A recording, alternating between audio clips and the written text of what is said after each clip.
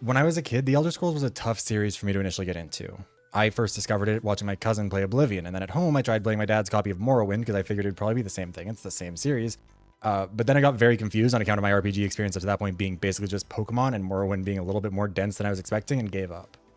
Eventually I got into Oblivion though, and after pretty thoroughly beating everything in it front to back, Skyrim was announced. And I super vividly remember picking it up from Staples on Remembrance Day in 2011 on the way to a hockey tournament and then playing with that same cousin for the first time later that day. And I had been genuinely really excited for it. Like, I had watched all the trailers, I was keeping track of everything, and it was in large part because one of its biggest marketing points was that it offered a lot of flexibility. Oblivion required you to pick a class at the beginning of the game, either a pre-made one or a custom one, which would require you to lock in 7 skills as your major skills right out of the gate. Your major skills would start at a higher level and would level up faster, but you could only level up your character themselves by leveling up those major skills. Minor skills, the other 14 you didn't pick, couldn't contribute to that. Skyrim, by contrast, did away with that whole system. Now every single skill contributes to leveling up, meaning you weren't having to waste a major slot on, like, I don't know, acrobatics just to level up faster or whatever. Same goes with the star signs. Instead of picking one at the start like in Oblivion, you could find the waystones for the signs throughout the map and change them at will in Skyrim. For weapons, Oblivion locked you into using your right hand for your one-handed weapon, left hand for a shield, or both for a two-handed weapon or bow, and then a spell that could be assigned to be quickly cast. Skyrim instead allowed you to put whatever you wanted in either hand. You could dual wield swords or knives if you wanted, you could use a bow, or you could put spells in both hands to allow you to be a bit more of a battle mage. However, as much as that freedom was nice, there were some drawbacks to it. Unlimited freedom isn't necessarily the best way to experience a game. And I would argue that in a lot of cases, the limitations that a game imposes actually play a big role in elevating the experience. To be clear, I'm not trying to say that Oblivion is actually the unequivocally better game or anything. It is subjective and also very complex in a way that is not conducive for keeping my videos at a reasonable length like I have been trying to do. For this video, I want to specifically focus on freedom, choice, and restrictions. How the limitations that Oblivion imposes on the player actually enable them to make more choices, especially meaningful ones. And exploring what gets lost in Skyrim when those limiters are lifted. What is the price of liberating ourselves from the class system of an RPG? What are we willing to sacrifice for the freedom to define our own destiny? And what does it mean to gain choice by losing control? Part 1. Necessity is the mother of innovation.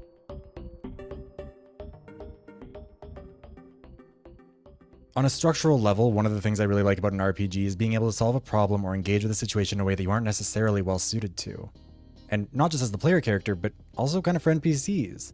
The Dark Brotherhood has always been my favorite faction in these games, and I like how every iteration of it has at least 1 or 2 members who are very much so not the traditional, lithe, stealthy assassin type. Like, I love that you get more conventional ones too, don't get me wrong, but people who are the polar opposite, like the big brutish orc in Oblivion or the small vampire child in Skyrim, are really fun to me. And in general, I really like when a questline is built for a character that's not supposed to operate like mine does. You know, a quest might be built with a conjuration user in mind, but if you can get your conjuration to a satisfactory level to meet bare minimum requirements for spells or whatever, then you can put in the extra work and jump through the extra hoops to be able to complete it however you see fit. And this is the sort of thing that developers have in mind when they're constructing their universe. You know, the main story of an RPG can't really rely on too narrow of a playstyle, because if it does, then it enforces that playstyle as the one the player must acquiesce to. But side missions and self-directed exploration are free to specialize a bit more. The most obvious example in Oblivion and Skyrim are those factions. The Fighters Guild / Companions, the Mages Guild / College of Winterhold, the Dark Brotherhood, and the Thieves Guild. Each one is tailor-built to a different playstyle, but in neither game are you required to be a specialist in that playstyle. You can be a crazy, claymore-wielding lunatic and still be part of the Mages Guild, and you can be a fragile little baby pickpocket who's part of the Fighters Guild. And in general, the quests are built to accommodate you if you're willing to put in some extra work. You know, you typically don't face a hard skill check in them, aside from the ones that'll require you to cast a certain type of spell with a minimum cast level or something, but even then, they usually make it a pretty accessible spell. But because both games allow for this sort of thing, I think it makes it a good way to see how being locked into a class actually improves the experience. See, as I said before, in Oblivion, you pick your class and your star sign and everything at the very beginning of the game. Are you a mage born under the sign of the lover? Are you an archer born under the sign of the thief? The world is your oyster. Mostly. You can create a custom class, but once it's selected, you are still locked into it. You can't change your skills around, you are what you are. And this is, to me personally at least, something that really adds a lot to the flavor of the story. Picking your class and sign allows you to create a backstory, a narrative, and an identity for yourself in this fictional universe. And then your actions going forward allow you to expand upon it. Sure, maybe when I got sent to prison, I was a noble warrior, but now that I'm out of prison, I have to find new ways to get by. Or maybe I've just lost my sense of duty and honor, or maybe I feel some guilt at my skills failing the Emperor, so I want to lay down the sword out of shame. Maybe now I seize upon the opportunity to turn myself into a mage, honing the arcane talents that I've previously neglected but always had a bit of skill for. Maybe I had to hone my stealth skills in prison to get by, making me well suited to the Thieves Guild once I escaped. Maybe I've become a hardened killer in jail, ready and willing to do whatever needs to be done without getting caught, and so the Night Mother calls me to serve.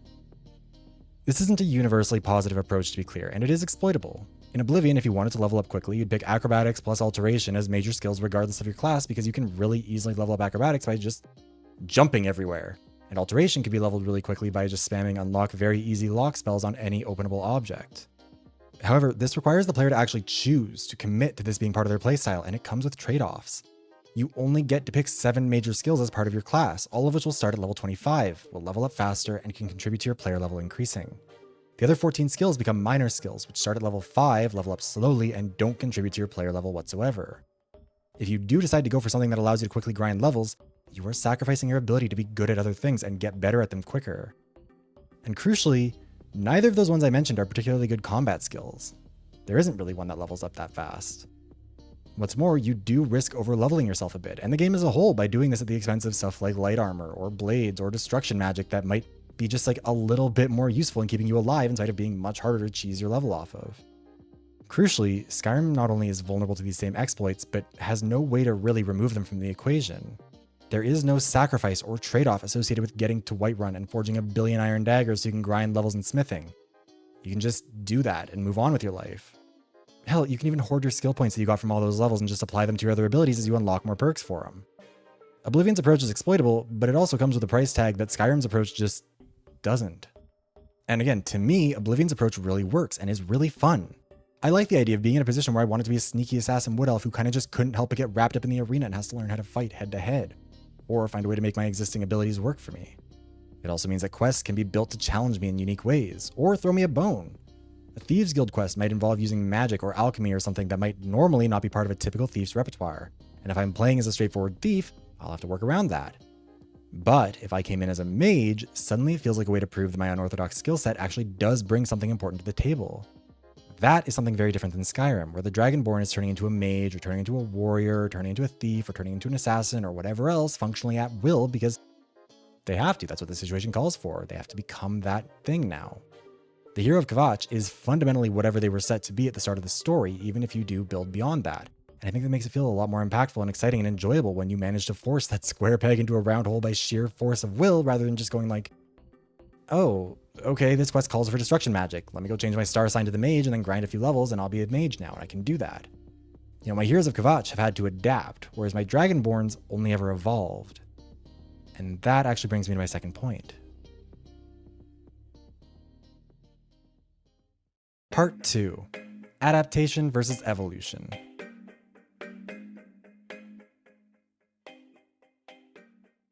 I kind of have a hard time explaining the distinction I'm making here because I think it is a relatively subtle one. To my mind, adaptation is taking what you are and finding a way to make it work to do what you're trying to do, whereas evolution is changing what you are to do the same thing. And I do think it is an important distinction, even if it is a little bit subtle. Yes, a thief build in Oblivion can do magic, but he can't really become a mage. All of his magic abilities will be significantly lower leveled. They'll level up slower even when he does practice them, and they won't contribute to him actually leveling up as a character. If you, as a thief, want to make it work in the Mages Guild, you'll have to work hard at it and find ways to adapt. You can level up any skill to 100 in Oblivion regardless of whether or not it's a major skill, but doing so with a minor skill is a lot harder and a lot less rewarding. You are instead encouraged to try and find ways to solve the problem with the tools you have. Skyrim, by contrast, will let you evolve into what you need to be to fit the situation. Which, in theory, I know sounds really similar. But I think the easiest way to explain the distinction is that in Skyrim, everyone becomes a stealth archer eventually. And that's not really true for Oblivion. At least not to the same extent. Obviously, certain skills are going to be popular and be useful, but there's a big difference between a situation where everyone can have a bow, but not everyone's built to be good with it, and a situation where everyone is equally encouraged to pick up the bow regardless of who they were before they found it. To me, this is indicative of a bigger issue with Skyrim's approach. In its efforts to make things feel more free and helpful to the player, it often just gives us the tools to optimize our own enjoyment out of the experience and to truly do some role-playing. To try and explain what I mean a bit more, we're also going to pull in Morrowind here, which is the game from before Oblivion in the series. In Morrowind, there were no quest markers or compass or really anything. In order to proceed with a quest, you would frequently have to actually pay attention to what was being said to you by other characters and then follow their directions. If you were supposed to meet with a guy in the northeast part of town, you had to be able to figure out where the northeast part of town was. In Oblivion, by contrast, you do get quest markers and a compass, and those will point you directly at whoever you're meant to meet with. In Skyrim, this even goes a step further. Not only do you get the compass and the indicators that also now hover over characters in-game and will change to reflect if a character is in the same area of the map as you, or if they need to go through a door for it, but you also get the spell Clairvoyant, which will draw a path straight from you to your objective 99% of the time. And this is a really useful skill, and in a lot of ways the approach of both Skyrim and Oblivion here isn't bad or anything like that, but I do think it's also a good example of how, when you help the player too much, you kind of undermine their own fun. Or at least you allow them to undermine their own fun for themselves. Morrowind is very fun in its own right, and part of what makes it so enjoyable is that when you're told to go find a person in a city, you will wander into that city for the first time as a stranger with no idea where to go. The map is typically hidden from you until you explore it. It's not just pointing you in the direction of whichever building you need to go into. And there's no fast travel outside of inner city travel on the Silt Striders. When you enter a new space, you have to go and talk to people to figure out where you're going, read street signs to figure out where things are, and actually immerse yourself in the world in order to achieve what you're setting out to do. Oblivion and Skyrim kind of just aren't really built for that. H1 Guy made a video ages ago about Fallout 3 where he made a similar point talking about that game. Not only are Oblivion and Skyrim kind of undermining the player experience by adding in these features of the UI, they also rely on the player using them and build the game around it. Even if you remove these from the UI, you still wouldn't get that Morrowind experience because NPCs don't have the dialogue to accommodate it, and signage doesn't exist to accommodate it, and environments aren't designed to accommodate it. Morrowind, as a result of its limitations, has dialogue that necessarily must be more immersive. It must give you actual directions to navigate the city, because if it doesn't, there is nothing that will point you in the right direction, and you just straight up won't be able to progress. Dialogue in Oblivion and Skyrim, by contrast, can be skipped pretty easily a lot of the time because the quest markers will save you from your own inattentiveness. And, if you're the writers, why bother writing dialogue that immerses you in the setting when it'll just feel like it's wasting time because you don't need those directions? Morrowind makes the player adapt by narrowing the scope of the things the game will help them with in terms of navigation, the same way that Oblivion makes the player adapt by forcing them to pick a class and make real decisions that will limit their playstyle. And I think this sort of thing is a good thing. Skyrim's clairvoyance and the quest markers in both it and Oblivion are useful, but useful and good aren't always synonymous. If the Dragonborn had a bazooka, that would definitely be useful. It would make the game a lot easier, but it wouldn't be particularly fun. Morrowind's approach not only forced the player out of their comfort zone, but forced them to explore and interact with the world in a way that made it feel more full and more real and like a place you were living in large part because there was no clear indicator one way or another if a given character was one worth talking to or not. Like, you had to check and see. Oblivion and Skyrim both put you in a position where the way to play is just to beeline between quest markers, which not only means that a lot of people don't really explore as much, but that they don't have a chance to accidentally fall into some bullshit that could be really fun. Morrowind expected you to talk to everyone and figure out what you were supposed to be doing, but Oblivion and Skyrim explicitly tell you who is or is not worth speaking to 99% of the time, and where to go and what buildings to explore. And I do think this is similar to the difference between Oblivion and Skyrim in terms of stuff like choosing your class. Oblivion forces you to make a choice, which forces you to adapt around those choices for the rest of your playthrough. Yes, it is limiting, but that is part of the fun. And I think it's a lot more fun than Skyrim's approach where the Dragonborn just rocked up one day and was able to immediately become good at everything. And this has wider ramifications as well. Skyrim can't scale in difficulty the same way that Oblivion can, and Oblivion can't do it in the way that Morrowind did. Because in Oblivion, leveling up means you actively advance in your specializations, which means it's fair game to make things a little bit trickier for you. Whereas in Skyrim, that could mean fucking anything. In Oblivion, you would have to put in the work to train up your major skills because that was the only way to get ahead. That was how you got more health, more stamina, and more magicka. It meant that you had to find ways to train them and find ways to make it work when a problem arose that called for a solution that, at face value, wasn't within your wheelhouse. And I think Skyrim's approach, while still fun in its own right, makes it not only less enjoyable, but also kind of a less meaningful experience. And that's sort of the final point I want to make here. Part 3. Meaningful choices make meaningful games. Now look, I'm a bitch who loves a game that gives me a meaningful choice. I made a whole video a couple years back about Your Turn to Die that was entirely fixated on how it makes the whole concept of choice central to its ludonarrative relationship with the player, and how brilliantly I think it executes it. Same goes for The 100 Line, a game where it will explicitly tell you that you're about to make a choice that will cause the timeline to diverge, and that you will have to live with the ramifications of. The second you make a choice in those games, your future is forever altered, and I love that. Honestly, I think part of the reason why I resonated with Virtue's Last Reward over 9 Hours, 9 Persons, 9 Doors is that 999 frequently undermines the importance of making a choice, or at least it feels like it does. Going through door 4 or door 5 at the beginning of the game will still lead to the same point in the flowchart even if the underlying information you have is different, and choosing any door other than 3 in the second batch will also lead you back to the same point. Virtue's Last Reward, by contrast, will create a new branching timeline for every choice you make, and I think that makes it just feel a lot more meaningful to me. Sure, I'm not the only person who made that choice in playing the game, but my experience was being dictated by the choices that I made. Compare that to Inescapable. One day I will stop whacking that game, but it is not today, and you can see this sort of thing too. Part of what made that game suck is that not only were there so many choices that were just straight up inconsequential, but they were also not clearly linked to outcomes, and the player wasn't really aware they were making choices most of the time. I think part of what makes Oblivion so special to me is that every time I played it, my hero of Kvatch was somebody new, somebody that was mine for that playthrough.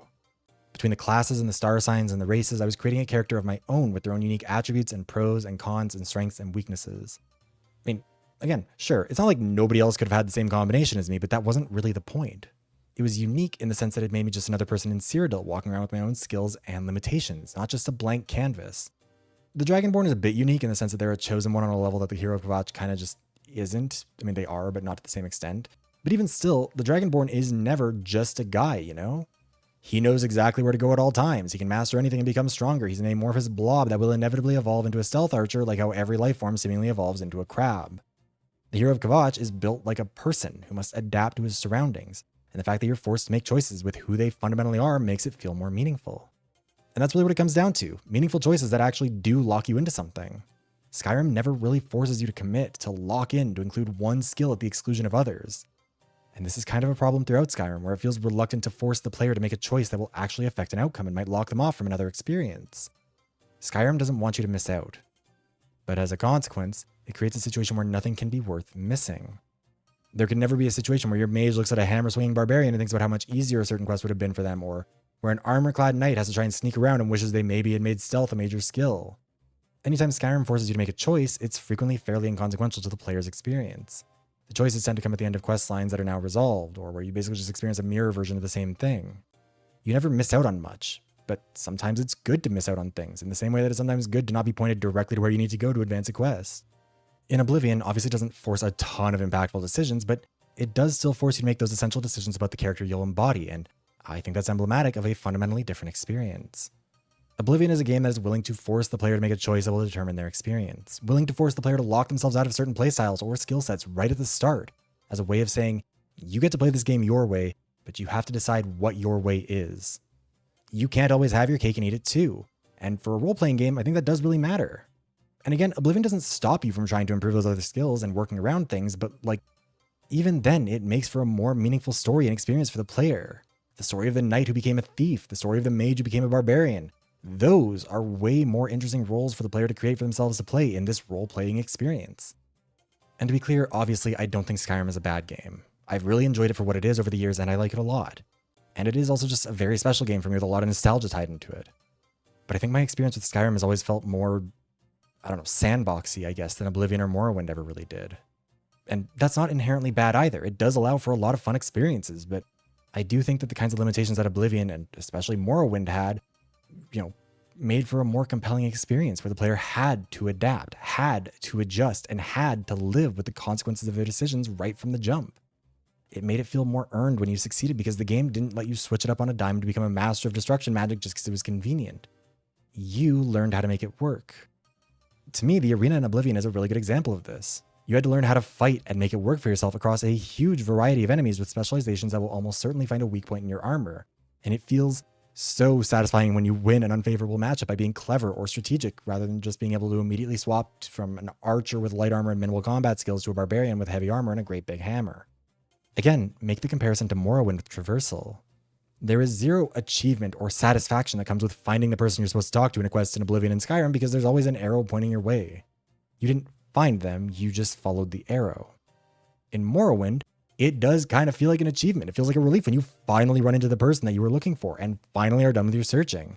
And what's more, in the process, you had to learn and explore the environment a bit more, becoming more familiar with it. It also forces you to actually pay attention, just like how both it and Oblivion force you to pay attention to your skills and weapons and abilities. Skyrim's character building doesn't force you to pay attention because you can kind of just do whatever, as long as you are happy with how they look, and even then you can change that later too. Whereas Oblivion and Morrowind will impose a harsh limitation on your weaker skills in trying to play outside of your class, which forces you to not just learn how to play the way you designed your character, but also kind of forces you to learn to like it. Likewise, Morrowind forcing you to actually pay attention to what characters are saying to you and to your environment means that you're actually forced to experience the story and the world building. You can't just spam A to get through the dialogue, then follow the quest markers. Implementing those sorts of speed bumps stops the player from optimizing the fun of their own experience, and allows for developers to create stories that actually build off the choices you make. And by consequence, on the opposite side of things, failing to put down any speed bumps can lead to players not being able to make the decisions that make the experience more meaningful. Sometimes it's just more fun to not get to do whatever you want. Sometimes some structure is good. Sometimes limitations are good. Sometimes the feeling that your experience is truly uniquely yours is better than an experience where you're never locked out of anything. And sometimes, just sometimes, a game is just better when you are forced to make a decision for yourself that locks you out of things, even if they mean you can't do everything all the time.